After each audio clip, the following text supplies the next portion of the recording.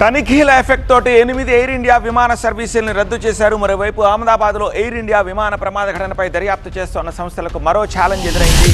విమానాలు కూలినా చెక్కు చెదరకుండా ఉండే బ్లాక్ బాక్సులు దెబ్బతిన్నాయి. ఇదే ఇప్పుడు అసలు సవాల్గా తెలుస్తోంది. ఆ బ్రేకింగ్ ఇది. ఎయిర్ ఇండియా విమానాల్లో భద్రతా తనిఖీలు కొనసాగుతున్నాయి. మెరుగైన నిర్వహణ, గగనతల ఆంక్షలు, ప్రతికూల వాతావరణం కారణంగా ఇవాళ 8 విమానాలను రద్దు చేసింది ఎయిర్ ఇండియా. రద్దయిన సర్వీసుల్లో 4 ఇంటర్నేషనల్, 4 డొమెస్టిక్ విమానాలున్నాయి. ప్రయాణికులకు టికెట్ డబ్బు రీఫండ్ చేస్తామని, రీఫండ్ వద్దంటే ఉచిత రీషెడ్యూలింగ్కి హామీ ఇచ్చింది ఎయిర్ ఇండియా. ఇక రద్దయిన విమానాల్లో Dubai Chennai, Delhi Melbourne, Dubai Hyderabad, Pune Delhi, Chennai Mumbai, Ahmedabad Delhi, Hyderabad Mumbai flights ఉన్నాయి.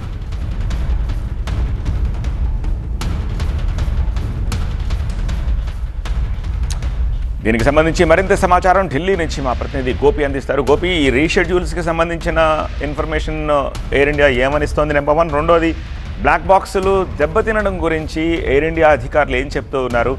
కేంద్ర పౌర విమానయాన శాఖ దీనికి సంబంధించి ఎలాంటి సమాలోచనలు చేస్తోంది?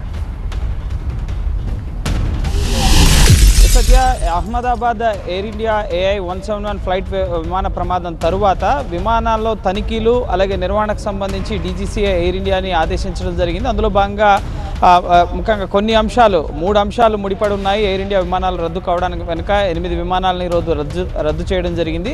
అందులో భాగంగా ముఖ్యంగా 1 మొదట నిర్వహణ, భద్రతా తనిఖీలకు సంబంధించి, 2 వాతావరణ పరిస్థితులు, 3 ఇరాన్ అలాగే ఇజ్రాయెల్ ఎయిర్ స్పేస్ను మూసివేయడం వల్ల అంతర్జాతీయ ఫ్లైట్స్ పైన ప్రభావం పడడం జరిగింది. సో ఆ కారణాల వల్ల మొత్తం 8 ఫ్లైట్స్, 4 డొమెస్టిక్, 4 ఇంటర్నేషనల్ ఫ్లైట్స్ రద్దు చేయడం జరిగింది. సో దీనికి సంబంధించి ప్రయాణికులకు కూడా ఇప్పటికే సమాచారం ఇచ్చింది ఎయిర్ ఇండియా.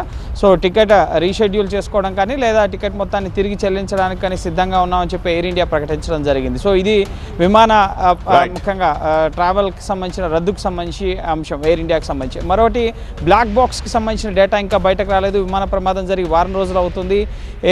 ముఖ్యంగా ఎయిర్క్రాఫ్ట్ యాక్సిడెంట్ ఇన్వెస్టిగేషన్ బ్యూరో దీనిపై దర్యాప్తు చేస్తోంది. దీనికి సంబంధించి America US national safety transport board సహకారం తీసుకుంటుంది.